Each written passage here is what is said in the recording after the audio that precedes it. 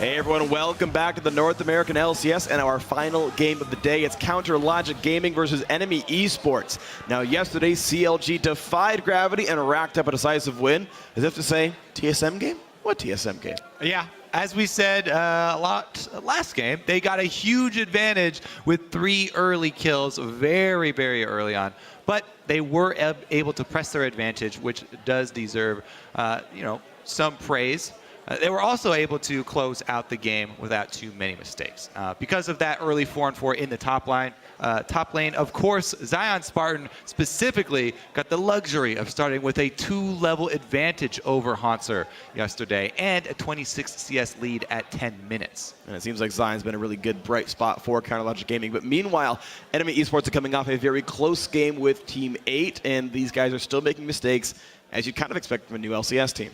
Yeah, and they also kind of feel like a team that's still really trying to identify what their main style is and their own identity that's going to work for them in the LCS. Flares, he obviously wants to be a carry top laner. He's demonstrated a propensity to make overly aggressive plays as well, and that is something that COG can actually punish him for, whether it is with the 1v1 with Zion Spartan or in the lane swap scenario.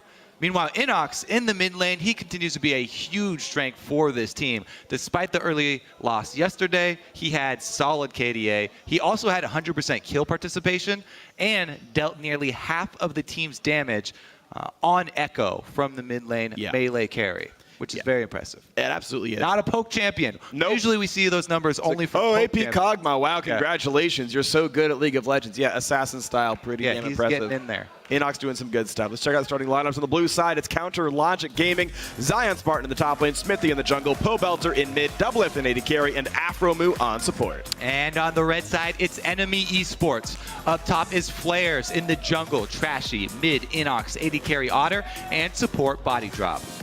Now, one of the good things about them, still trying to figure out that style, it's hard to pin down what they're going to do even in Champ Select. These guys, there's a lot of variance between both these teams as far as Champ Select and across all roles, and they have shown the willingness to flex those picks. Yeah, I do think, though, that we have seen which things are successful, though. The 2 big ones I point out are that both Inox and Xiao tend to be way better on assassin-type mids than they are on the more team-fight-centric ones.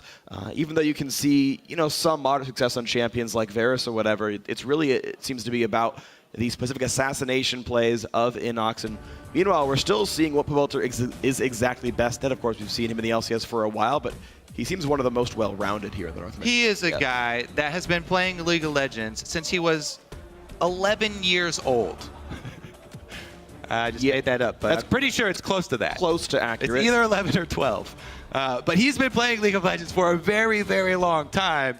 And so when you get these players that have been playing the game for so long, like Pobelter, like Doublelift, they play so many different champions, and it's easy for them to transition play styles. So that's why we see a lot of versatility coming from him in the mid lane as well. And right now we're going to see how much of the versatility gets stifled with the bans coming through. So far, Flares will once again not get his Aurelia. Zion Spartan will not get Rise. No surprises there. Just taking things off the top with the exception of that one special target ban on the Flares Aurelia. There's very few players who will take bans like that, but that's one of them. All right, well, going to match that top lane ban with the Rise ban. We're seeing so much focus on these two just because Flare's specific ban there for the Aurelia. Going to leave up the big ones like Rumble, Maokai, Gnar, those standard top lane ones that we've been seeing. The other thing, though, of course, Sivir, Ashe, both still up. Doublelift has played 50% of the Ashe in North America. I believe we have 4 total games. He's won both times. He's also 100% of the Ashe wins. Yes, very true. Maybe even more important. So I actually want to see Zion bring out Riven. He's not going to this one, but Saber first pick is going to be some nice utility for CLG. I second that. Here, Freak. We need to see some solo Riven plays in North America. We have so many solo lane players in the North American LCS that love the champion, but won't bring it out. Only Smeb gets that honor. We see it in LCK, and that's it. We're just going to have... play to mid. Yeah, exactly. See solo laners, mid or top. Yeah. Viable in both. I think the first Western player to bring it out is going to be Febivin. So it's like literally what he named his account after. Yeah. So we'll see about I think Europe that. gets the honor, but we'll see. Meanwhile, over here in North America, going to be a standard pick for CLG, just a Sivir for the first pick for them. And Enemy going to pick up Flair's favorite champion, the Hecarim, the champion he got to rank #1 on the solo queue ladder by spamming. Well, if it's the champion you're going to spam to do it, Hecarim definitely one of the best ones for it. Rek'Sai does come through for Trashy as well, so far no surprises in Champion Select. We talked about maybe unpredictability, but the Champ Select starts out with things you expect on both sides. Yep. Gragas banned, Rek'Sai picked up, no surprise there. Bard locked in, the crowd goes wild. Nunu locked in for Smithy. Yeah. Very curious to see how he pulls this champion off. No skill shots to miss. You can miss the ultimate still. I suppose. But you're right, it's not really a skill shot. I really am curious to see how he pulls off Nunu because it is such a different style than we've seen from Smithy. He's been a guy who gets really focused on kills, trying to get his lanes ahead, get an advantage by ganking. But Nunu is all about controlling the enemy jungler and the neutral objectives. So I'm really curious to see CLG try and force this style and display another style here in the North American LCS. And also kind of to think about it as far as champion select is concerned, I really want to see CLG go for an Azir for Pobelter. I really don't like Nunu Sivir. I think it's one of the worst synergies you can go for. And so I think it needs to see someone else synergize. But meanwhile, Enemy Esports are going to pick up the Janna Vayne for their bottom lane. We see Vayne very commonly picked into Sivir for the mid-game matchup of the split push power. And Otter has been pretty successful on this champion. Yeah, he's been a huge fan of that champion. Put in a lot of time on Vayne. And as you said, very happy to take it into the Sivir matchup. The other thing I really do like for CLG is that combo of the Bard and Nunu actually does lend a lot more jungle control. Bard is so good at working with the jungler, not only for ganks. Yeah, okay, you can gain a lot of distance with the Magical Journey ganks, but just being able to control the vision. Bard is so quick and he's really hard to chase down. Plus, they will be able to use Magical Journey for sneaky neutral objective steals. Unfortunately, CLG's on the blue team, so no back pit Baron attempts. Maybe you can go for Dragon on those, but that's less crazy.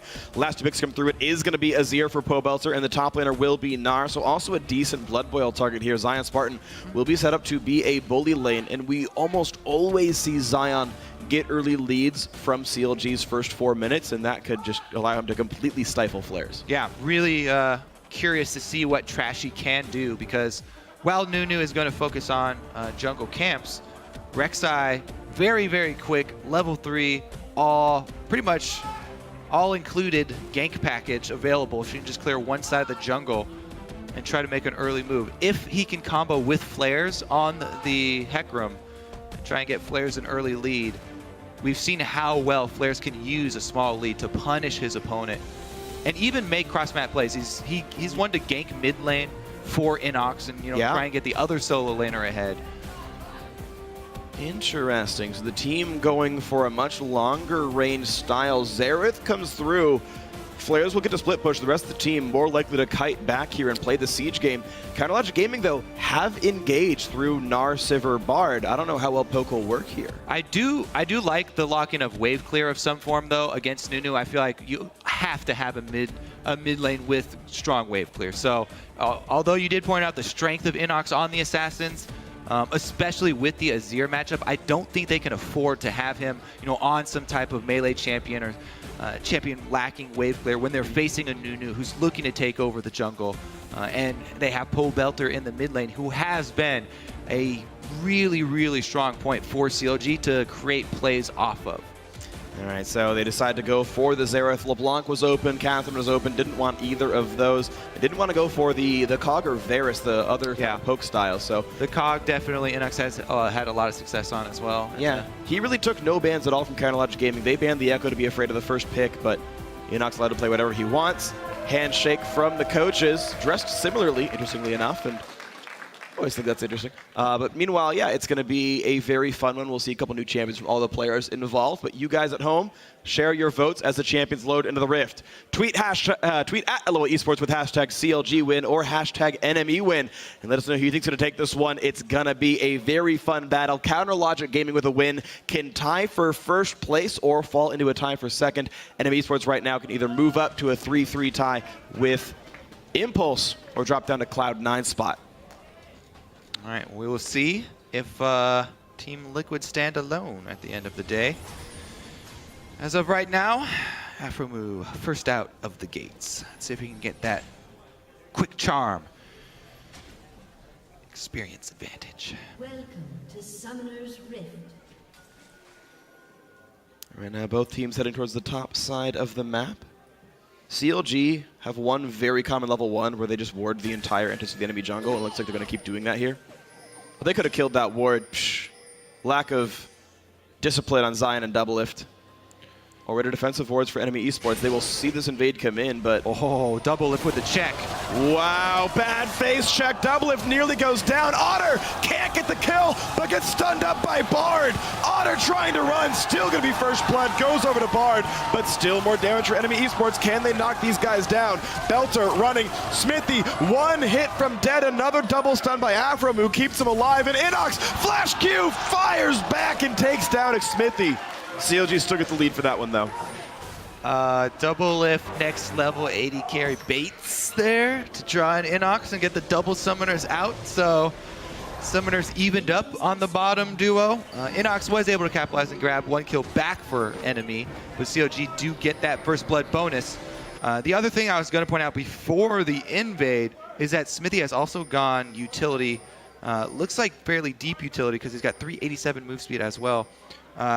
On the Nunu, so he's got not only the extra survivability of Biscuits to stay out there, but the move speed to really get around the jungle and harass. That combined with Bard's mobility should provide a lot of control for CLG. As of right now, going to start off on the Gromp and duo swapped top. Remember, the flashes and heals from both AD carries will be down, so they'll probably be more cautious. Maybe they just wanted to lane swap out of the Vayne matchup, because without summoners, that would be even more painful. Yeah, it's true. It's unfortunate the level 1. If either body drop or flares had ignited, Doublelift would have died. Yep. The half-point heal and the ignite damage would have been enough. Unfortunate here, enemy esports start out with a wash for the early game. Trashy going to get invaded on by Smithy. Smithy will have consume, and Trashy realizes he's not going to have a chance here. CLG invading on the strong side of the map, and they deserve control of this jungle. Yeah, Trashy trying to sneak away a couple of small camps before they were chased out of the strong side. But he gets run off, and actually that time, whether it was Nunu or a different champion, he would have had to respect the invade regardless. It seems like... Gonna take it. Oh, actually the red buff grabbed it, yeah. So I think that meant to go to flares, but went to Trashy instead.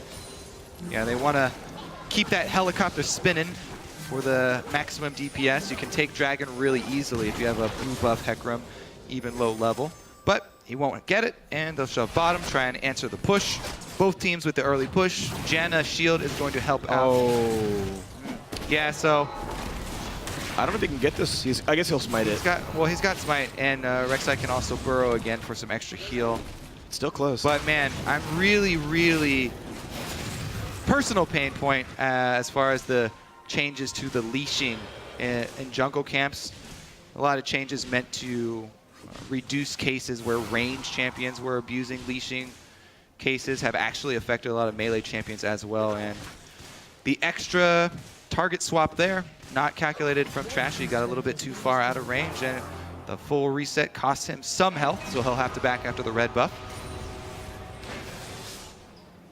Yeah, we ended the day, though, with the bot lane turret going to be knocked down on the next wave. CLG are going to stay with the freeze top lane as well, so despite the fact that they killed the turret away for early, we're going to have a very samey game right here. Nice attempt at the mid lane roam by Afromu, will not turn into a kill, though.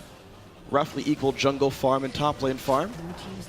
And Otter will, in fact, build a freeze. We still have a 400 gold lead for Counter Logic Gaming, though. Of course, Afro, being glad to hit turrets is worth a lot more gold than body drops coin income. Definitely true. Spell Thieves. You can steal from turrets, in fact. Here comes Smithy. Remember, no summoner spells. Doesn't matter, because he's got Tumble. Yeah, Ice Splash doesn't mean too terribly much right now, but once Vayne starts auto-attacking, the slows are going to mean a lot for her team fight power. Trashy gets level 4. He is jungling a bit faster than Smithy now after the lane swap has happened. And as lanes swap back, Flares has a wave that will eventually freeze into him, I think. Well, he's starting to shove it here. Yeah, Looks like okay. he put a few extra auto attacks. Ooh, Trashy just barely got seen. That trinket just spotted the entrance, but Doublelift does not have flash, and he does not get the spell shield out in time. He has nowhere to go. What? Trashy pops the E with spell shield still on, and Zion Spartan TPs in to chase down, but maybe this is a bit too much for him. Bard showing up as well. Aframu, flash stun, somehow gets them both. The ignite on the Flares means a kill for Doublelift, and Trashy is super screwed. He's definitely cornered right now. 4 members. He wants a piece of Doublelift, but nice spacing there from Doublelift, and he's able to keep it just out of the grasp of Trashy. So there were a couple of very, very small changes that could have completely reversed the story up there. The Hecarim knockback looked like Flares didn't quite get it positioned correctly, and Doublelift was not knocked away from the turret. Didn't get quite on the other side of him. Wanted to get it just in time, but then as well, I don't think the Trashy E, even doing true damage, would have been able to get the kill for them on Doublelift, but no chance because it was spell shielded. Definitely small areas for improvement on both sides, but in the end, CLG comes out with the advantage because of Aframu and the Flash Bard play. And he's still going for the big play. He's going to be right behind Otter, who can't possibly get away from this one. BF Sword Sivir does ridiculous damage. Otter forced a flash basically the second it came back from cooldown. And Afro doing really good things. He's already pink warded that river too, so like repeat ganks for Smithy are super easy. Yeah, he's solo ganking as the support. Don't even need the jungler at your back as Bard. That's why it's banned so often against Aframu. Finally get to see him It's after 7 minutes too. There's going to be a lot of damage in this turret. BF Sword Sivir, Spell Thief's Edge Aframu, and it's doing a fair bit here. Vayne thankfully did at least get her Cutlass recall plus boots. So as far as worth of inventory, these AD carries are basically the same, but Doublelift did get the cash in earlier, of course. We'll see how round 2 goes between these guys. Doublelift missing heal, Otter missing flash. Let's see if Rek'Sai can get a good tunnel maximum distance. Oh. That's interesting. Yeah, that's how it's going to work. Close enough to the wall to pop out, but he got hit into a wall, basically, before he left the Magical Journey. Guess it registers. He was still inside when it hit him. So. On the wall, yeah. Yeah. He was barely inside, so he got pushed forward into a cliff face. If only hit a little bit earlier, he could have actually canceled the Magical Journey. If only Otter had tumbled and followed in through the Magical Journey. May have been able to pick that up. Maybe, yeah, big risk, but it's going to be enough with them zoning out the Bard for the Dragon to go through to enemy eSports. The immediate 2-on-2 worked quite nicely. Body drop, though, without Sightstone after having 2 kills means he's got that done early in this game, so there will be a ward difference for the first couple of minutes. Similarly, Smithy rushing Sightstone himself before even upgrading his machete, so an early emphasis on wards will be here for Counter Logic Gaming. Yeah, look at that red side just lit up by Smithy. Let's see if he returns over there. Wow, that top jungle is... Poe Belter, yeah, exactly, the red side's jungle. Poe Belter has done a really good job in the mid lane. He's got control and the CS lead over Inox. He'll probably have to stop off and get that blue buff, but once you transfer blue buff, Nunu is definitely set up to invade. Zion's getting a huge chunk here out of Blair. Yeah, good luck. Blair's going to be from this one. Level 6 to level 5. Ignite is on. No thank you. Trashy shows up to not get the flash on Burrow, but Inox is here to knock down Zion Spartan. The flashless Gnar has nowhere to go. Can't dodge much of it. Inox gets the kill. Enemy keeps firing back. Yep, Poe Belter not able to answer that roam. He had just recalled, and Inox able to move top to answer the kill. Zion dodged as much as he could, but very good roam from Inox. able to reap the rewards there. Yeah. You're seeing the cost of the roams, though. Pavolt are getting farther and farther ahead, and minions. Flares TPing for the bottom lane, though. Does not dodge the Q from Afremu. He kind of just turns around in a corner. That is huge. Hecarim's first home guard teleport is a big part of the way you can snowball that lane. And that's going to be a non-factor here. Huge cooldown for it used on a ward. He's still not level 6. Nothing for Flares to do except jungle now. And this is not the Smite TP Hecarim. So he is in pain. Ooh, Bartle to a miss. Silverulti still comes through. The flash from Afro gets the stun. Janna to turn it back around. It looks like in the battle of cooldowns, enemy comes out slightly ahead here, not having to burn a flash for that. Yeah. Dragon already down means bot lane is not really going to be much pressure. However, Zion Spartan is slinking his way into this bottom lane. It's actually Smithy who's shoving top. And Nar's waiting for something to happen down here. That new lane shove, that's a good use of the ultimate, actually. All right, let's see if they can actually get this turret, because Trashy's in the area, and Janna a bit low on mana, but able to get one shield up on the turret. Still some damage coming through. Enemy cannot engage on double with this many minions around. It's going to be enough. The investment of Zion Spartan is super worth it. And they push enemy out of their own turret, plus knocking it down. Smithy gets his Sight Stone and the pink ward after that top lane shove.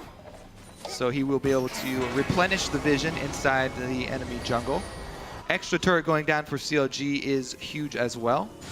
They have a lot of wave control with the Sivir and Azir. 2 members they can swap between lanes to get them shoved. With Flares really hurting right now for combat stats, it should be fairly easy for CLG to manipulate side waves and pressure that mid turret, get the last outer down. Well, the problem for them actually is this entire thing got equalized in the last 20 seconds because Zion spent so much time down there, it actually gave Flares time to get his farm back up. The actual gold game between the two is quite close. It's less than 100 gold apart. XP is the same as well. And the bot lane turret allowed Flares to catch up the matchup. Now the dual lane, of course, is going quite nicely for CLG. You're right. The all that lane farm taken by Smithy was recouped by Flares once he get back up there with his home guards. It does mean Smithy's 1,000 gold over his opponent, so I mean, it obviously went somewhere nice, but... Yeah, as we mentioned, the Sight Stone and Pink Ward for him, but yeah, they actually haven't done much with the deep vision. While Smithy's been able to get it down, he hasn't been able to really capitalize on the vision. It's one thing to get the wards down. It's another thing to actually make a play around the information that those wards are giving you. Yeah, all they really did was realize that Trashy was not top jungle when they went to push the bot lane turret down. They said, okay, respect the Rek'Sai, she's going to be somewhere nearby. And they didn't really play it any differently, so. Yeah, sure. If you fight bot lane, it's kind of the best you can do. So here's going to be a fight, though. Double lift tries, TP in from Gnar, who does not have a rage bar, immediate stun, and a lot of damage coming through. Zion Spartan is going to lose his life for the hubris, and Smithy's in the wrong spot as well. Flashes the wall, no follow-up available. CLG do not get the dive. Whew. These condemns from Otter. Yeah. Snagging onto the little nooks and crannies of Summoner's Rift. Zion gets annihilated in mini form. And eSports within 2,000 gold of this game, really not too bad. CLG is, of course, winning. They are playing it a bit better overall, but the matchup's still quite close. Yeah, I'm very curious to see what enemy can do with Otter with a completed Blade of the Ruined King. Can they get him to the point where he can, you know, outmatch the Gnar as well in the split push game? Because Sivir, or Vayne. Oh, Belter looked for the LCS big play, but he's kind of alone doing that. Otter's right here. Flashes up, but the flash follow will get him the kill. Now Zion's in the mix. They've got to be careful. The slow lands, meaning Afro's now in range. Ice Blast hits as well, and Otter, ooh. Thankfully, minions take the stun. All right, well, side lane, don't care about that. Otter runs straight down mid, and he's able to make a play on Po Belter. Mechanical misplay, honestly. Belter missed a lot of his skills on the engage towards Inox. The rest of the team not around. CLG for the second time in a row now look to take a fight without the information despite their double Sight Stone, and have yet to make the right choice now. Letting enemy pick up 2 kills in a row, bring the game back within 2,000, and now with Belter in the fountain as his double lift, enemy go for Dragon number 2. Zion will stop Flares though. He does not have a mallet completed yet. Dragon will go down, yeah, so he's not going to be able to chase down the Hecarim without a frozen mallet in his build. He's going for the Yeah, it should be Cleaver the Black Cleaver, but without going for that mallet build, I don't think their CLG are going to even try and answer the split push game. So Yeah. we'll see CLG grouping up, trying to make use of the team fight and forcing with Mega Gnar rather than even trying to play around with the Vayne or Hecarim split push. Instead, they go for the mid lane. They're getting a lot of damage through with Double Lift and Poe Belter. The Janna Shield and the Xerath Wave Clear, not enough. Just the force on it, and CLG gets the turret down, but they're at half health. Flares is here. He finds Poe Belter. Another kill picked up. Nice Bard ulti stops the two frontliners.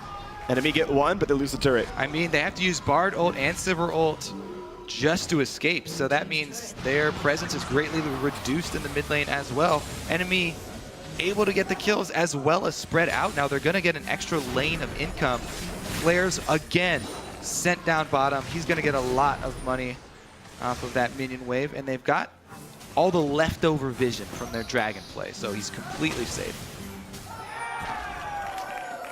So the wards still pretty okay. CLG looking still in the lead. Yeah, see if this 1-3-1 from enemy actually turns out for them. Because Vayne, as well, soaking a bunch of gold on the top side. And then, of course, as we mentioned from Champion Select, the Xerath going to bring that wave clear that they want for mid lane to hold. See if they can force CLG into a position where CLG are the ones to make the choice. And it's up to enemy to capitalize on it. They do have Rek'Sai to answer a global move. And so far, the mid-game calls from CLG have backfired. And enemy are slowly climbing back into the game, closing that gold gap. 2,400, definitely not the biggest lead. Less than 10% gold advantage doesn't mean too much. Double out of mana alone in the bot lane, now has Afro to help him out. Flair's just playing get what farm you can in the bad lane. His turret's already dead. Not much going to happen here. It's going to be hard for CLG to push forward. They're going to try with Nunu coming up and warding, and no one's going to defend a possible push. Well, the map is mirrored right now. Both teams committing pretty much the same resources to opposite sides. Top laner's going to try and hold on to turrets here. Enemy are working at the outer turret, so a bit more difficult. And they have a mid laner with a semi-global to help out with the wave clear. So enemy going to get the first turret down, but it is the outer turret. Yeah, that was the risk, is CLG was going to get a better turret here. The ulti used by Xerath makes it a 1-for-0, but round 2 could still happen. Well, Jan has also been sent back by enemy to help protect, and Zion once again. Speaking of being sent back, Zion Spartan sent back to the fountain. Otter on a killing spree, 3-1-2. He gets Vayne again. He's having a similar performance his first game. Question answered. Will Vayne be able to take down this Gnar in the side lane split push? Yes, she will. Smithy can't do much by himself, except ward. Blood boil in his ear. All right, Poe Belter gets his blue buff back, though it's in face of a ward. Enemy gets the timer. CLG really need a group to try and force something here. They gain so much by grouping their champions, the synergy. They gain a lot of power. Not only is it the blood boil, but also the zone control. This team is all about zone control. Nunu in his ear with Gnar to try and get them set up. They really want to have a 5-on-5 set battle lines, whereas enemy are going to keep on pressuring their side lanes. Yeah. The split push working out very well for them, and they get closer and closer. And you mentioned the fact they needed a mid laner with wave clear. I'm like, oh, Assassin, that's what Inox is good at. But Xerath not only wave clear his lane, but someone else's lane in case they get out-rotated. I mean, it actually has panned out quite nicely. Have actually not seen that before. Usually it's just the Ziggs that comes to mind when you think of multi-lane wave clear. Maybe Azir to help, or Ezreal to help sometimes, but you're right. Oh yeah, exactly. Yeah, but you're right, very few of them. Very few of them. The Xerath, though, has paid off. One of the only Xerath I've seen all split long in North America. I don't believe I've seen another one here in this region. Here's CLG going for a play. Flash required by Inox. Double ulti burned. They have grouped up, but good flash there, because if that Bard ult lands, there goes your wave clear. Yeah, exactly. And a bunch of gold in the pockets of Counter Logic Gaming wouldn't be a good thing for enemy esports. So now a 1,500 gold game. As you mentioned, the gold lead being clawed back. How about a flank from CLG, though? And Flair's trying to run as fast as he can. Yeah, these are those Bard movements we talked about. Cross map, really easy for him. Jumping over the wall, and Flares has to ult out. He almost set up a stun. He was right in front of the turret. Didn't seem to matter, though. But enemy esports get to push the mid lane because of this. The wave not in a good spot either. So CLG, they look for a kill that they can't even get, and another turret goes to enemy esports. CLG getting pulled apart by one of the newest teams in the LCS. Very, very impressive stuff here from enemy. Let's see if Otter can keep it up on the bottom side. Their ward coverage not amazing in the red buff side jungle, but he does have Trashy here to steal the red buff and help with the exit. Uh-oh, be careful, Otter. Poe Belcher's here. Flash force. That is the second flash lost by enemy esports in the last minute, though. Next time around, someone's going to die. Flashes on both the main carries for enemy down. Flares had to burn his ultimate as well. These are things that will come back up with time. If enemy decide to now play more defensively and wait, they can retain the advantages that they got by paying for them with those flashes. Yeah. CLG, though, going to try and pressure that window. And CLG can definitely pressure that window, especially with Flare's ulti being down. The Hecarim, though, has just finished Trinity Force, but he's ultiless. He's got teleport, but do you want to fight without any mobility spells on this dragon? CLG muscle their way in. They get the first dragon of the game, and they don't take much damage for it. Flare's fighting Zion's Spartan, but I don't know if he's going to win this one. 11 to 10, Zion's Meganar. He lands a lot of damage, and Flares is not going to be able to fight back. The lack of ulti means he loses the battle. Zion wins 1v1. That was just a poor choice from Flares. You see the Gnar bar charging up. You cannot fight him by a wall. You're in the top lane. There's plenty of open space. He could move back out towards the middle of the lane. Yeah. Spamming his Q as he does so, but not able to do so. And Zion gets the outplay up top, able to capitalize. It puts the game back into a 1,000 gold lead for CLG, and plus that dragon being picked up. 30 minutes or 20 minutes in like this, actually those stats start to matter. So a really important neutral objective pickup here, worth its weight in gold. Nice flash ulti by Biden to set this fight up. TP is coming in, but will it be enough? Because the ulti from Bard buying a lot of time. Trashy being focused, double lifts low. In comes the pony, knocks down the AD carry. Smithy forced to run. Flares joining Afro on a magical journey, gets stunned for his troubles. And it's the 1-for-1 off the flash ulti. Now Belter to buy a lot of time for his team. No further engage gonna happen. Yeah, a little bit early from body drop, but he did save turret damage as well. The turret did not go down. They got the inside track on mid lane. The prior Azir turret keeps the wave up like this, and CLG can push right on in. They got a lot of time to knock this down. Missing an AD carry or not, this is a nearly dead turret. Blood Boil Azir not able to make it happen. CLG able to stay safe under that, but Flare still wants blood. He looks for Belter, but not enough damage comes through. Azir turret goes down, but CLG get the better of it. Whew. Nice close game we have here. Let's see if we can match up, but once again, the flashes soon to come off cooldown for the enemy carries. Inox will be first, of course.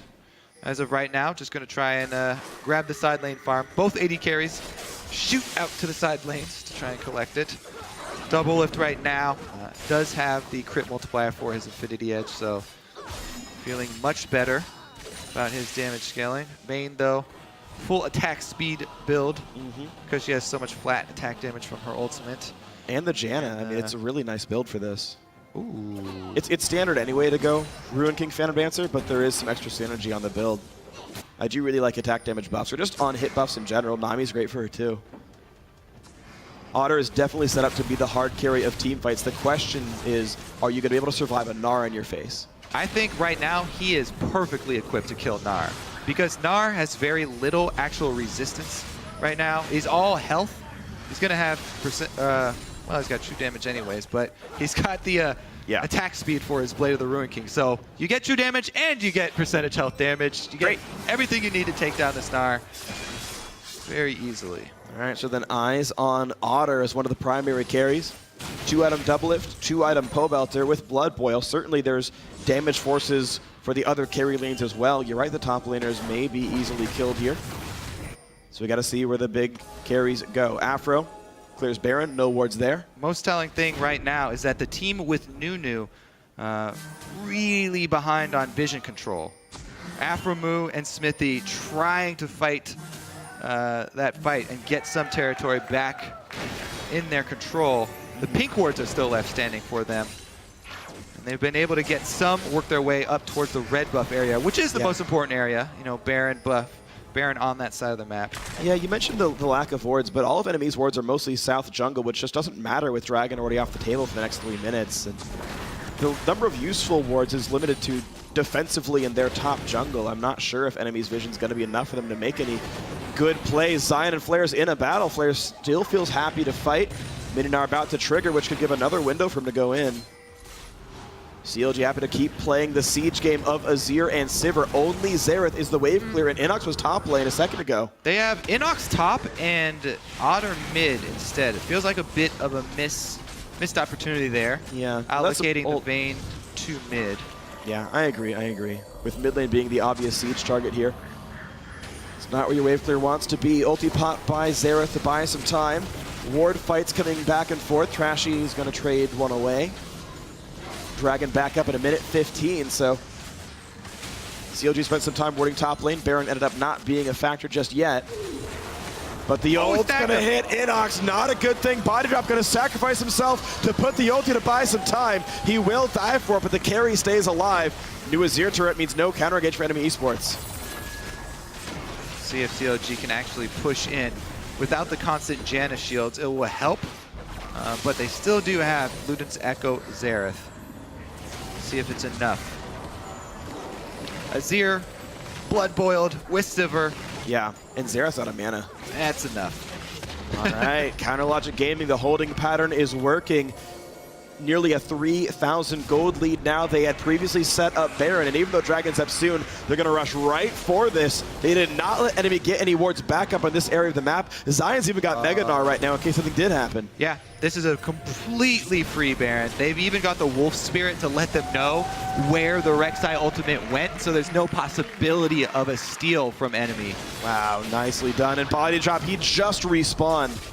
Really goes down for it again, but enemy wants to fight anyway. In they go. Flares took a lot of damage. Smithy in the front lines. Flares goes down to Pobelter. The engage means nothing, and now they go right back in, but they trade back. Belter is down, killed off by Trashy. Here's the chase. Smithy stunned against the wall. Otter's on a rampage. 4v3 despite the Baron buff. Well, they will be able to pick up Dragon, so it'll be number 3 and give them move speed, which is very important for the split pushing comp. However, CLG with the Baron buff still up on 3 members, and that siege is very, very scary. So mid lane tier 2 could go down, putting the gold back a little bit closer. Counter Logic Gaming, a great Baron from them, but enemy esports a great reaction afterwards. Mid lane goes down. Banner of Command even up in the mid lane from Aframu. He's a big fan of that item. Yeah, Been rushing it. 6 seconds on the respawn for the jungler mid laner means there's no contest for this Dragon. Flares goes top lane. He's got teleport, so it's a safe place to be. Afro, don't know if he's going to get much for this one. Oh, attempted steal, not going to happen. Good smite by Trashy. Yep, so they get not only the Dragon, but also the extra turret for themselves. Let's take another look at this engage here. Flare's going in, and Inox immediately looking for the backline damage before attempting to join the rest of the team. As you said, both top laners, pretty easy targets. Pobelter right into the stun. That was a stun from Inox. Yeah, he was trying to ult the team in. Trashy actually tanked the Emperor's E. Otter actually respected Pobelter's attempted Azir ultimate by flashing. It ended up being a wasted flash only because Inox with the instant stun there. So it was a good thought, good reaction, but Inox surprised everybody.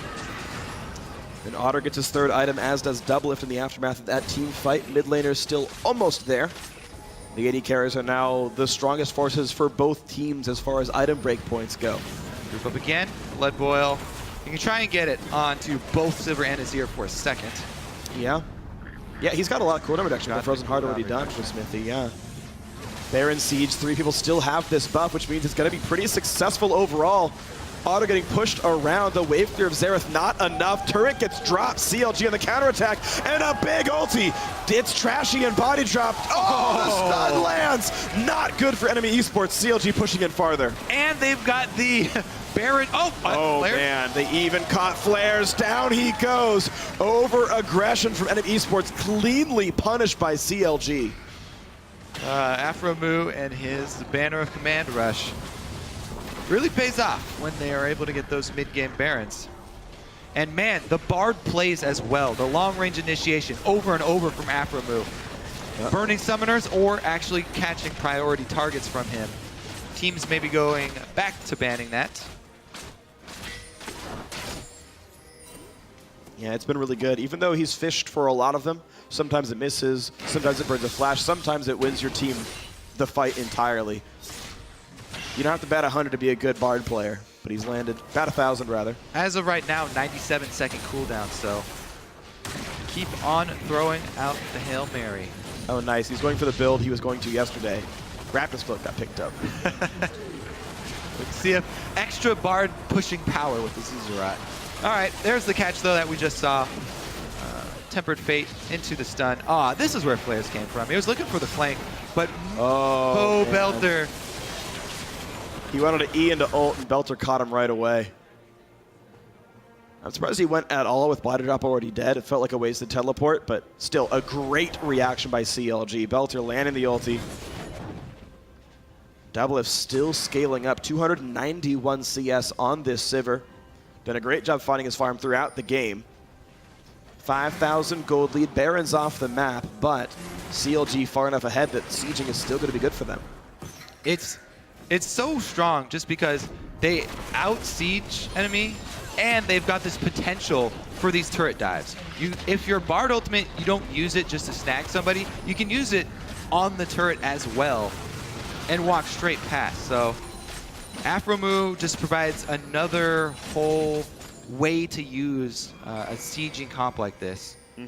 Another dynamic to this style of play. Blue team's turret has been destroyed. Afromu now runs fast near turrets thanks to the Raptor Cloak. Yeah, they actually hard to buffed catch that in item place. a while ago. It's Yeah. extremely efficient just in the combat stats that it gives, plus all the movement speed. He can traverse the map very quickly. Armor and health regen for 1,000 gold. 30% movement speed while near turrets of any team, alive or dead. You can combine that with some bonus magic resist to make a Zerat portal. Right now, CLG pops the ulti. They are afraid of getting jumped on, and out goes Doublelift and Afromu.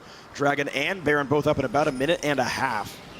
It would be number 4 for enemy eSports, but the Baron might be all CLG needs to win the game, so enemy can't faithfully go for Dragon without possibly giving that objective up. Now, I feel like the crab, Scuttle Crab, is going to be important fairly soon here. Poe Belter is going to solo it himself. Take on the crab. Victory for CLG. Victory for Shurima. Oh, he also has his Zonias completed, so he is going to look for another deep Azir play. I like it because it got both summoner spells available and the stasis active ready. Yeah, it's going to be pretty hard for the backline dive to work for enemy eSports. And with how much pressure Azir puts out, it's always difficult to navigate as Vayne. Flair's Oh, man, yeah. a bit behind, just doesn't have that much money. He's 2 and 5. He's actually got less gold than the enemy jungler. Under 10,000 gold on Flares means he's just not very durable. Not much magic resist either means he can easily get killed by Poe Belter. And the fact there's only really a tank and a half combined in the enemy lineup means sitting in the back and doing damage with Poe Belter and Doublelift is going to work very well for CLG. Enemy also, there's so much pressure on them with the 2 neutral objectives coming up at the same time. It's so hard for them to get their split push going again. Once you lose control of that mid-game map pressure, it's really hard to reset something as spread out as a 1-3-1. Right now, they really have to respect the true sight around Baron. And CLG are going to do their best to reclaim this area of the map. They respect Body Drop with tornadoes. Trashy lurks back and forth, but he's just on top of a network of wards here. Everyone takes some damage, doesn't care too much though. He's got armor and health regen. So, enemy can opt to send one person down to Dragon to try and take it. They've opted for Otter. Maybe he makes a solo play on Zion Spartan here, who just turned mini form. Will not be the case. They don't have much vision to back it up. Well, they've Sivir got Flares is the down only there. one up by Baron right now. Okay, they're going to try with 2. CLG still in the mid lane. They could roam down, but looks like they will not come down in time. Dragon will go to enemy eSports. CLG starts Baron, but enemy knows about this. It's dying so fast, though. Double lift and Pobelter plus Smithy crushing the health bar. Zion on the wrong side of the fight, but it will be Baron picked up first. Anything gonna happen for enemy. They cannot chase this journey. Trashy knocked back over the wall, but that's all Emperor Divide does. They're gonna catch Smithy with another condemn. They're almost gonna get the kill, but Tempered Fate is gonna be massive. Body Trap has to try to save the team, but he gets chunked out. Afro dies at the 2-for-1, but Zion Spartan crushes the backline. What 1 versus 3 now. flank from Zion to come and cut off the exit. Very, very well played there from CLG. Trade the higher priority objective and able to turn around the team fight. Zion's not done. Nope, he's on the hunt. He's got a red buff from his previous kills. Hide and go seek. All right, Flair's hide and go seek champion 2015, but it's a 2 versus 3. Counterlogic Gaming has Baron buff and all the big carries up right now to push down the base. Flair's is here. He doesn't want to fight. He does, but after the turret dies, that's too late. He's going to die for his hubris. Inhibitor will go down as well. I feel like he's given up at that point if we're going to do Rad T or death. At least it's going to be 2 inhibitors down here. CLG going to... Now the respawns came in. Inox is already back, so... Ooh, Nunu and Bard actually not going to make their way up. Oh, man! Whoa, that was amazing. He predicted it. Oh, Inox, man. All right, just kidding. 1 inhibitor down for CLG, as well as their mid laner. So they got 40 seconds of 5v4 to potentially make some big plays and get the map back under control, get the wards back under control, because Dragon 5 is next for enemy eSports. True. Gold lead or not. But the wards they put up now are going to be gone by the time that Dragon pops. Yeah, maybe the case, but if they can set up the control. So this is a nice knockback to buy some time. All right, CLG. so also watch Zion trailing this entire time through the river. Even though Hecarim Home Guard teleports in, the Banshee's Veil, Zion's able to walk right past him and get in towards all the high priority targets. Aphromoo, of course, with the Tempered Fate, was able to stall the rest of the team and buy time for Zion to get there. Even though Smithy ends up going down, that's Nunu, that's the guy on your team that you hope gets caught, and you hope they burn everything on. You know what's unfortunate, actually, is the fact that Flair's even fought Zion made him reach Mega Gnar. Yeah. Because of the fact he's walking across the map, the rage bar basically depleted, but Hecarim does damage so frequently, it gave him a ton of, like, you can see, like, how long it would take Zion to generate that normally. Well, exposed inhibitor. That's a very clear path here for CLG. They're going to try and group up. They're not even going to clear that extra wave in the mid lane. They can just wait for the supers to do it. Bannered up minion. So it's actually Ohm Wrecker, by the way, picked up here for Aphromoo. Ah. It was not Surround Portal. So it's not that trolly. They're actually looking for more stasis. There's only 3 towers. Is that double Nexus up? Yeah, okay. So they've got 3 towers left on the field that you can use Ohm Wrecker on. And he still opted for that over the portal. All right, well, Aphromoo bringing in the Ohm Wrecker here. Maybe we have 100% win rate for the item in the North American LCS. Maybe 0%. We'll have to see who wins this game. CLG, again, challenging for first place with a win right here. Enemy eSports looking to tie up at 3-3 and get into 6 if they can take it down here. So the big chunk that comes out that draws the gasp is the Luden's Echo proc charge, which is the first one. So especially since they can't move, the consecutive ones won't be able to finish off Pobelter even if they did land. 202 bonus damage from a Luden's hit. Pretty big. Would say so. All right, Dragons at 2 minutes, and Trashy is able to get a pink ward down and the Scuttler. It's an early Scuttler, but maybe it allows him to maintain the rest of the ward control. Otter is the one solo farming the mid lane. I like this, actually. He's also going for Infinity Edge last. I hope it's not Zephyr. With the Phantom Dancer, the Banshee's able to keep himself alive from Pobelter, so Otter definitely well set up here, 4, 2, and 6. Highest kill participation on the team. Afro, though, nice job getting a bunch of wards down in preparation for the Dragon. On the route in from enemy, he feels safe seeing the rest of the squad clearing waves. A number of great wards come in from the CLG support. Yeah, and I have to say, just look for another play from Afromu. Tempered Fate earning them a lot of advantages here. Without the defenses to hide behind, you know, flashless Xerath, flashless Vayne, they have to be very, very careful. Even when Afromu's not even on the screen. Yep. It's a long, long range spell. Mid lane turret comes up again for CLG. That wave is going to be pressured for, I think, the entire time until Dragon respawns. Unless enemy are able to fire back, but they got to be careful battling in front of a turret. It's down to half, a bit of wave clear back and forth, but CLG still able to hold this part of the map. And that gives free roam, yeah, as they dodge the Xerath ult, it gives free roam to make sure Smithy and Afromu can maintain ward control over Dragon. It's up in 16 seconds. It would be Dragon 5 for enemy eSports. They're able to knock down the Azir turret, but CLG still with the inside track, and a monstrous ulti that just barely misses, but that could have been the team fight for CLG. Got that melee minion, though. Ooh, a lot of poke, though, might mean CLG can't do much more, but... I think it's only on to Smithy here, and they really don't care about that, so... You're right. Enemy want to file in, but this is going to go down so incredibly quick, but maybe it means the team fight. Enemy eSports push in mid first. Players CLG just able to looking walk for away it. cleanly. Yeah. Not found, so CLG well played. They sieged mid, and then they retreated and picked up Dragon number 2 for them. Mid inhib respawns, but CLG sitting pretty. 9,000 gold up, and the team with better wards overall means they can maybe even go for the Baron soon. They really do have a pretty easy path towards 2 exposed inhibitors as well.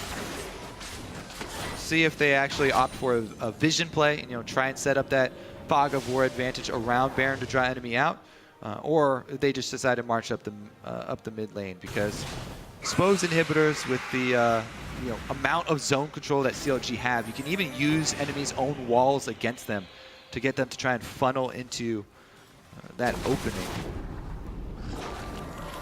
It's true, and a funnel could be a great place for almost anyone. I mean, both of these teams have a wall stun. CLG kind of has 2 with the Bard Q. Both these teams have these sort of line-focused mid laners where tight corridors really help you deal damage. CLG on spawn, going for Baron number 3. Enemy are around. Flares has teleport, but there's not. Okay, there are a couple of good wards now for this one. Body drop trying to buy time. Where's the engage going to be? Zion Spartan is Meganar already. Otter lands a stun. No stun from Bard, though, and the engage continues, but they will knock out Body drop. Afro gets chunked. A lot comes through from Xerath, and out goes CLG, but it's a 5v4. Xerath ultimate available, and pull back, they're slow! Ooh, he jukes, I think, every single one of them, and CLG still maintain control and enough health to keep fighting. All right, so Janet down, 4 versus 5. Now they make the move towards the exposed inhibitors. Side lanes are pushing. Call to retreat and try and use the new combo to secure this Baron. Enemy's plan is to steal it. Let's see if there's a... No, they have plenty of vision. Oh, Zion Spartan has a Guardian Angel, but gets hit up. Otto's got to be careful. He loses the Banshee's Veil. Clears with the mid lane that got promoted, but doesn't mean much. Janna's up in 15 seconds. CLG, extra man on the field. Their window is closing. And their health bars are so low. They took the more risky route of trying to pull the Baron play rather than working with the side waves and exposed inhibitors. Janna back up. Xerath actually in base. That should be the signal for them to go. It's going to be difficult. Low health on CLG, but no Xerath at all for enemy eSports. Baron already dead. And now is a 5v5 with a Baron buff. Enemy eSports running as fast as they can. Another Tempered Fate dodge, but they've still got to be a bit careful. Smith in the front line. Here's the engage. Here's the jive in from Flares, and they don't quite get Pobelter. Trashy in. He looks for Smithy. A shutdown as Doublelift goes down. Trashy still on the chase. Wants to get another one. Zion Spartan buying time. Inox misses the flash Q. Zion low, and Flares on the chase. The magical journey keeping Afro alive for now. And the E is timed out. The double stun keeps Afro safe. It's a 5v4. Trashy cannot land the knockup. He gets stunned again. Afro lives to fight another day, but mid lane's getting pushed. Enemy eSports pushing onto the flash core. Flares is recalling. Flares is going to answer. Flares has home guard. They got the inhibitor already, though, due to the minions. And enemy are still pushing, though. They have the numbers advantage here. Zion Spartan could not possibly cleanly jump in. Body drop trying to stay alive. Smithy does not have the damage, nor does Bard. Oh, the missed Q from the Xerath, and they will back away as Zion was, in fact, able to recall. Top inhib went down. CLG still in the lead. Freak. You need to take a break? I want another fight. That was fun. Get some water. Get some water. You earned it. Man, all right. So also we saw there in the middle of that fight the power of the Bard kite through the jungle. It Yeah. even makes people second guess chasing him. Through the second magical journey there with enough cooldown reduction, it is ridiculously hard. All right, but initially here, again, CLG, they went for the more risky play with the Baron, and enemy were able to keep them there for long enough. Flash in from Trashy for the double knockup. Otter chases down double lift, so they have the kill pressure now. It's just about cornering one of the low health targets, and this is where CLG do a great job spreading. They're able, Smithy's able to juke that one, and Afromu plays the distraction. They don't chase the Nunu or the Gnar up through the river, opt for Afro, and he makes them pay for it, wasting the time of both their tanks. They did get that turret down in the mid lane, but again, Baron buff still up on several members of CLG. They return to the siege. Yep, and another banner in the mid lane that cannot be cleared away by Xerath, with the inhibitor still taking damage. Time not on enemy side, and Counter Logic Gaming, the clock keeps ticking. Smithy down to half though. There's still some good Inox poke, but it's still only 6 seconds away from the inhib getting killed. I don't know how they get onto this one. A lot of poke still coming through. Double lift down to half, and the cannon has switched focus. Actually taunting the cannon. They can't kill it, but they can off tank it. And this is going to be the push on in finally with the Baron minions. Enemy eSports unwilling to commit hard enough. They're afraid of Zion Spartan's Mega Gnar, but now that the time's out, maybe enemy eSports goes back in. A big wave bot lane. The Zir zoning turret is timed out, and Dragon's in 25 seconds. Again, this would be Dragon 5 for enemy eSports, or it's the big Dragon 3 move speed buff for CLG.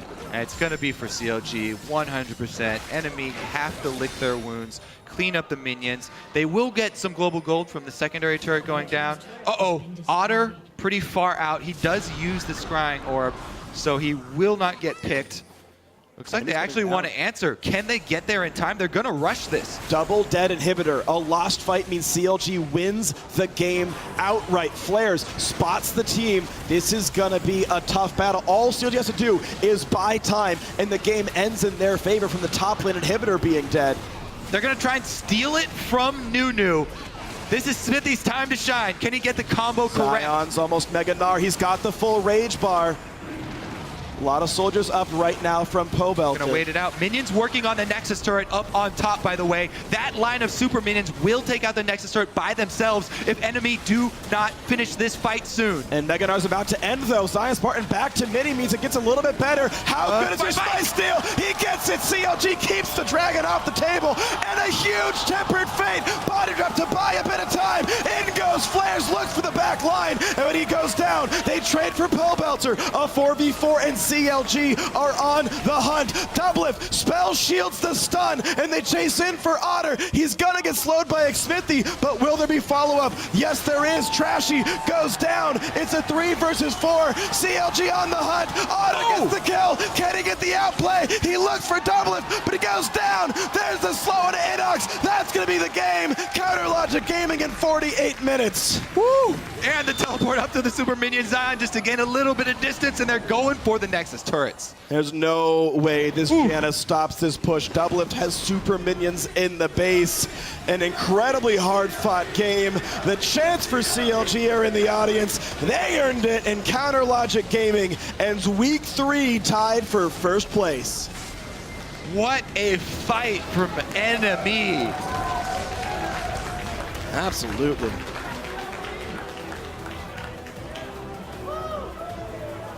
Man, I get to keep casting all the fun ones, man. What a great Sounds like it's game taking this your was. toll. Sounds like it's taking its toll on you. Doesn't matter. Hashtag worth in all chat. Everyone can tell. This was such a fun match to play.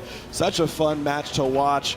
Enemy eSports, I feel like, are still continuing to improve a bit over time. They're new to the LCS. They lost to Team 8, and they had probably the closest game of the split of any team against #1 Counter Logic Gaming. I want to know what a consistent enemy eSports looks like, but we do know what CLG looks like, and that's the #1 team here in the North American LCS. Yep, able to tie it up with Team Liquid at the top of the standings. 5-1, their only loss It's a team solo mid who's only one game behind them. In North America here, it seems everybody beats everybody. We've got 5 teams again, I believe, at 5-1 or 4-2 at the top of the table, packed with talent of teams that beat each other on a regular basis. Of course, CLG will face Team Liquid 2 weeks from now, actually. It's going to be their final opponent in the first round. Maybe that'll prove who's the best team in North America definitively, but right now. Week 5, when we get to the point where every team has matched up, things get a little bit more clear.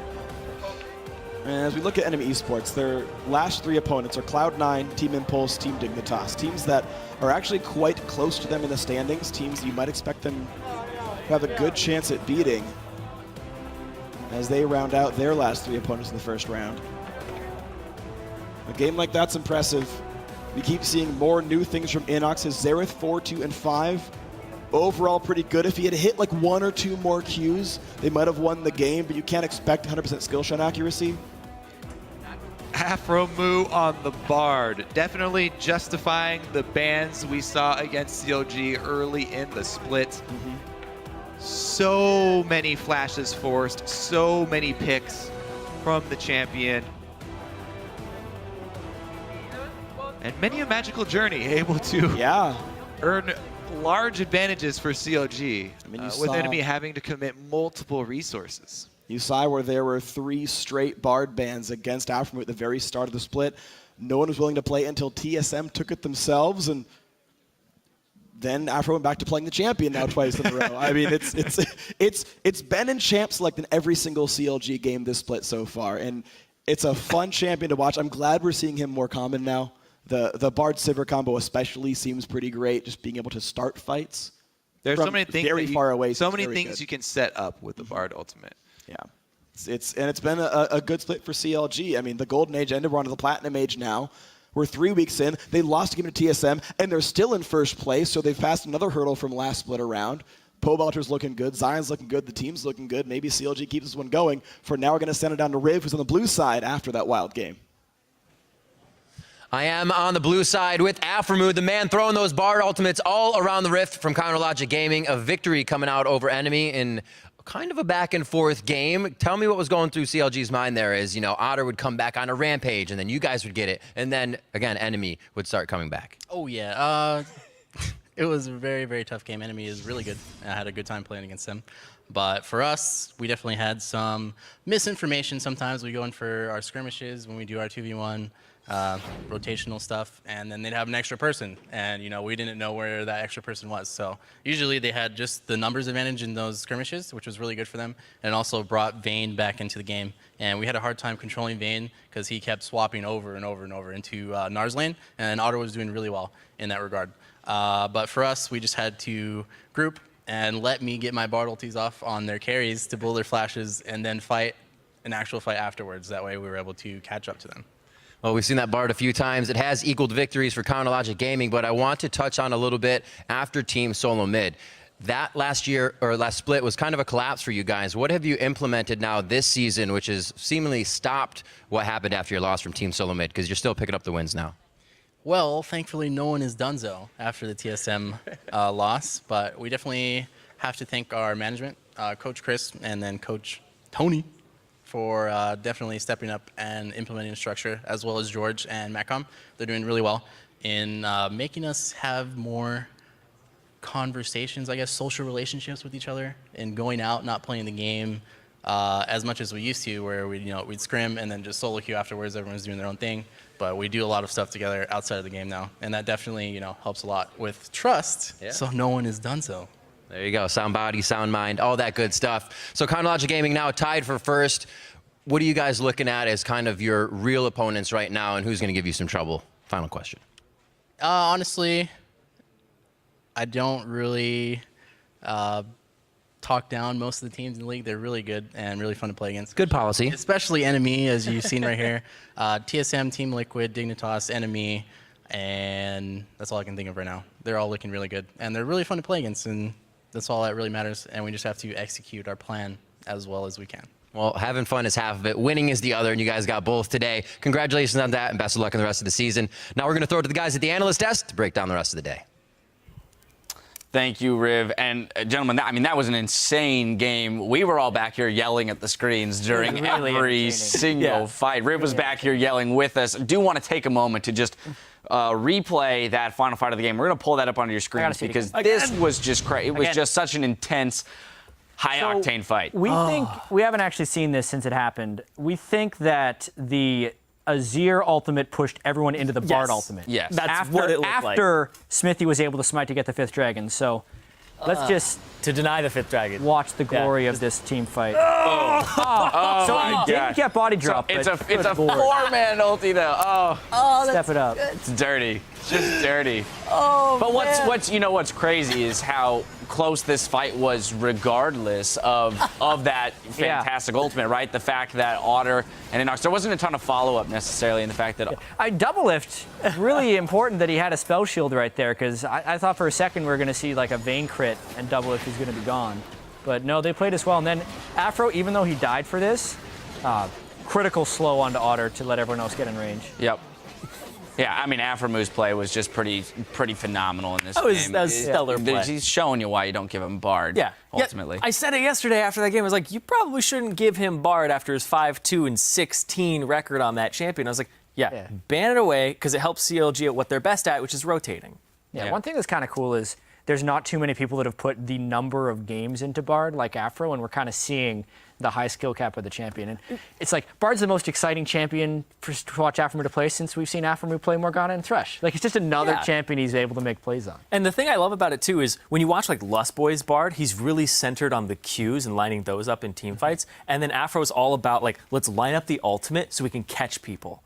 I absolutely love that. Like the little baby magical journey he put into the jungle in that one fight. Baited two people. So good. I know, that chase was fabulous. I do love his point of, how they're using Bard, which is to blow flashes, not necessarily for the engage, but hey, let's get these these summoners off of the high priority targets so that when a fight does happen, they can't get away. Yeah, I was talking about this a lot during the week. I was like, I think Bard Sivir is a really good combo because if you catch anybody with the ultimate, you're going to run them down with the Sivir ultimate afterwards. And if they blow flashes, you're still going to catch up to them. So that's like a very potent combo that I feel you can't give both pieces to people. It's almost like the old school Ashe Zyra. Now, lastly, before we move on, I do want to touch on Enemy because we saw some disappointed faces, some long faces there after a very intense, lengthy game. I do not feel that they should be walking away from this game feeling defeated. Yeah, it's just unfortunate for them. They're now moving to 2-4. So it was kind of a failure of a week, even though they played two very close games. So I can understand the disappointment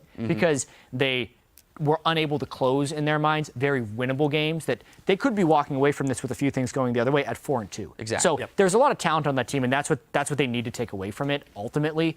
But I understand the disappointment. Yeah, and you heard the praise there from Aframu at the end, saying Enemy definitely a top-tier team. Let's pull up the standings to see where CLG and Team Liquid have finally defended their first-place position. They're followed, of course, by Gravity, Team Dignitas, and TSM just one game back. Impulse drops to 6th, followed by Cloud9 and Enemy in 7th place. And rounding out the standings, we have Team 8 in 9th and TDK in last. Here now, though, we have the 5 players who distinguished themselves in their positions, starting in the top lane with Quas. Yeah, Quas was an absolute monster this week, setting up whole bunches of kills, and also when he couldn't get an advantage in lane, he's TPing and making the plays. Yep, and then of course we move into the jungle. We find his teammate there with him, I Will Dominate. Yeah, I Will Dominate controlled the pace, particularly in that Team Impulse game, which is incredibly difficult to do against them. I Will Dominate's becoming more and more of a leader for this Team Liquid team, who is now tied for first place, which puts him on this list. Now here's one that people may not expect. OP in the mid lane, we've got Inox. Yeah, you won't expect it, but if you look at his stat lines, 100% kill participation yesterday, and 41% of his team's damage as Echo, a melee carry with a 5-2 and 6 scoreline, and then his Xerath performance today, keeping them in the game with substantial wave clear and good picks and poking people off of objectives. Inox is stepping up as a leader for this team as well, and I want to see more from this guy as the weeks go on, but he had a great performance this week. On the other side of the map, against him in this game, we saw Doublelift, who is our 80 carry OP of the week. Yeah, great Ashe game yesterday. Pretty good Sivir game today, mainly just helping CLG rotate faster and faster. Doublelift coming into his own again this split. He's fallen behind, but now getting comfortable in whatever role the team needs him to fulfill, not needing to require ganks in the bottom lane, but still putting up impressive numbers. Versatility, very important there. And our OP support also claimed the title of most valuable player for Week 3. It's CounterLogic Gaming's Afromu. His Bard play took us on a magical journey this week and showed us why you don't give him that champion. You just can't give him Bard. Apparently, we're gonna see it again. We see it again! I want to say 5-man ultimate because who cares about the Johnny getting caught? That's not how math works. You were so good at math earlier in the day. Oh, that was that. Yeah, I mean, there in Gravity, that was such a huge turn for them, picking up those 3 kills, and so much of it catalyzed by his play on Bard there. You know, great scorelines. We'll see if teams kind of jump back to the strategy of banning Bard out after this week. I'm glad we got to see it, though. It was a big treat this week to see Afromu play the Bard. Yeah. Either way, even if they do start banning out his Bard, it's not like Afromu's not threatening on other supports. I actually hope we get to see a lot of it because there's so many things you have to ban against these guys. And even if it does get banned, it's still good for CLG. Right. Yeah, we've seen the terror that he can be on many other supports. Now, we'll be back next week with another packed schedule starting on Wednesday with an all-new primetime league. Then on Thursday, the European LCS returns with Giants versus Gambit Gaming. And later in the day, it's the matchup not to be missed when Expeke and Soaz take on their former teammates Yellowstar and Reckless in Origin versus Fnatic. Then on Saturday, we'll pick it back up here in Los Angeles with Team Dignitas versus Impulse. Game 2 pits Team Dragon Knights against CounterLogic Gaming. After that, it's our game of the week with Team Liquid versus Team Solo Mid. Now for myself and the entire live broadcast crew, thank you for watching and good night. I think it's pronounced Oregon.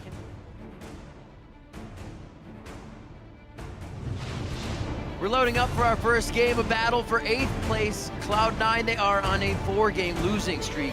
And the absolute zero zones out the fight just enough, but he stays in range for the piercing arrow. Haley Troll still has a good amount of damage, but Sneaky has the peel, he has the kite, he has the quadra kill. Cloud9 take down Team 8. Very nice equalizer actually on the team coming through. TSM still wants this. It seems like it was a bit hesitated though. Can they get over the wall? Here comes the equalizer. They lay out the red carpet for Kaz, and Bijou's gonna be in the fight as well. Team Solomid takes down TDK.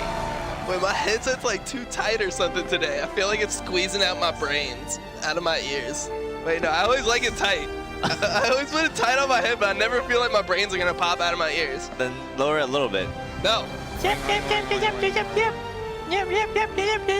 that is not a good fox. Dog goes quack, goose goes meow. They decided to go 5v5 in the mid lane. Adrian and Xiao Xiao very low. Fate's Call pulls him back and throws Adrian out of the fight, but he still goes down to Ignite. 35 minutes in, Team Liquid take down Team Impulse. House into the back line. Down goes Annie. There's going to be more soon. Shifter falls. Car JJ also going to drop out. Gravity tied for 2nd place with this win. Afro dies at the 2-for-1, but Sion Spartan crushes the back line. CLG keeps the Dragon off the table, and a huge tempered fate bodied up to buy a bit of time. CounterLogic Gaming ends week 3 tied for 1st place.